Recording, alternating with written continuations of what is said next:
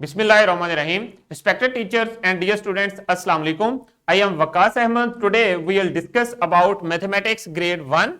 This is our lesson number 6 from unit number 3. तो teachers, ये आप लोगों के लिए लेसन प्लान है, इसे आप डिस्क्रिप्शन बॉक्स में से भी डाउनलोड कर सकती हैं।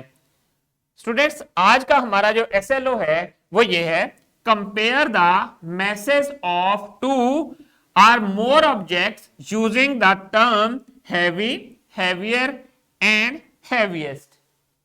हम लोगों ने अपने प्रीवियस लेसन में लेंथ की कुछ टर्म्स यूज की थी। इसी तरह यहां पर हम लोग मैथ्स की कुछ टर्म्स जो है वो यूज करेंगे, जिनमें हैवी, हैवियर और हैवीएस्ट की टर्म है। तो हैवीएस्ट का मतलब है कि जो गिवन ऑब्जेक्ट्स हैं उनमें से सबसे ज्यादा जो वजनी ऑब्जेक्ट है वो कौन सा है, उसको आपने बताना होता है। अब आ जाए नेक्स्ट, इनसे रिलेटेड, मैथ से रिलेटेड जो हम लोगों ने इसी सी में डिस्कस किया था वो टर्म्स हैवी एंड लाइट को डिस्कस किया था, एंड देन इन्हीं से related terms heavy, heavier and then heaviest को डिस्कस किया था। अभी हम लोग इनके बारे में डिटेल डिस्कशन इस लेसन में करते हैं। एक एक्टिविटी है, क्लास में परफॉर्म करनी है आप लोगों ने। टीचर्स जो हैं वो according to the surrounding different material को यूज करते हुए डिफरेंट एक्टिविटीज क्लास में परफॉर्म कर सकती हैं। जैसा कि एक ये एक्टिविटी है, एक स्टूडेंट आता है और पहले टेबल को मूव करने की कोशिश करता है, और दूसरा स्टूडेंट आता है वो चेयर को मूव करने की कोशिश करता है। अब आप ऑब्जर्व करें कि जो टेबल को मूव करता है स्टूडेंट, उसको ज्यादा जोर लगाना पड़ता है, जबकि जो चेयर को मूव करता है स्टूडेंट, उसको कम जोर लगाना पड़ता है। ऐसा क्यों होता है? ऐसा इसलिए होता है कि जो टेबल है वो ज्यादा वजनी है और जो चेयर है वो कम वजनी है। सो उसमें से हम लोग टेबल को कहेंगे कि ये हैवी वेट है, हैवी मैस है इसका, और जो चेयर है उसका लाइट मैस है। सो इस तरह आप डिफरेंट ऑब्जेक्ट्स को अपने सराउंडिंग में मूव करके देख सकते हैं कि कौन सा जो ऑब्जेक्ट है वो हैवी है और कौन सा लाइट है।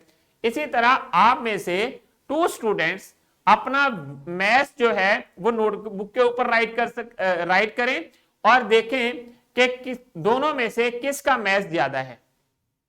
सो अब आ जाए नेक्स्ट, आपकी बुक का पेज है, इसमें हैवी और लाइट का कॉन्सेप्ट है। जैसा कि आप पार्क में जाते हैं तो पार्क में आपको इस तरह का शीशा नजर आता है। आप अपने सिबलिंग्स में से किसी के साथ भी ये एक्टिविटी परफॉर्म कर सकते हैं। जिस तरह ये एलिफेंट है और इस साइड पे कैट है। कैट ऊपर क्यों है? क्योंकि इसका जो मैस है वो लाइट है, वो कम है, और जो एलिफेंट है ये साइड नीचे क्यों है? वो इसलिए है क्योंकि इसका जो मैस है एलिफेंट का वो ज्यादा है देन कैट।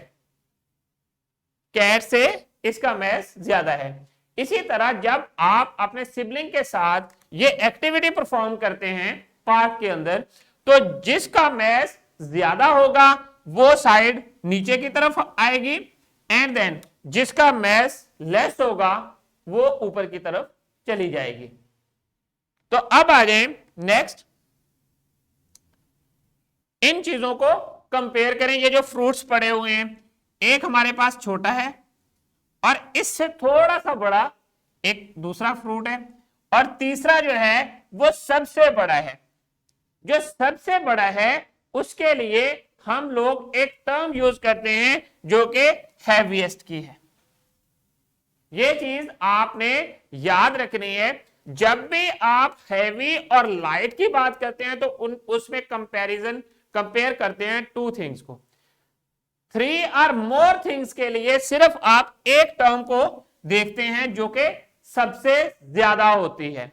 अगर 4 थिंग्स हैं उनका मैस कंपेयर कर रहे हैं तो जो सबसे ज्यादा है, जिसका मैस है, वो हैवीएस्ट में आ जाएगी, और उसके लिए हम लोग ये टर्म राइट कर देंगे।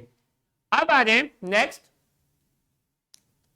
इसमें भी यहां पर देखें कि हमारे पास लेमन है और फिर एक अदर फ्रूट है एंड देन वाटरमेलन है। और इन सब में ऑब्जर्व करें सबसे ज्यादा जो मैस है वो किसका है? वाटरमेलन का। ऑब्जर्व करने से ही पता चल रहा है। एंड देन अब ग्रुप टास्क की तरफ आ जाए। टीचर जो है स्टूडेंट्स को ग्रुप्स में अरेंज कर दें और एटलीस्ट हर एक ग्रुप में एटलीस्ट 2 स्टूडेंट्स होने चाहिए। अब देखें हर ग्रुप ने एग्जाम्पल नंबर 3 जो आपकी बुक के ऊपर गिवन है उसे कंप्लीट करना है। आप लोगों ने इंस्ट्रक्शन को फॉलो करना है जो स्टेटमेंट में गिवन होती हैं। इसमें कौन सी इंस्ट्रक्शन है?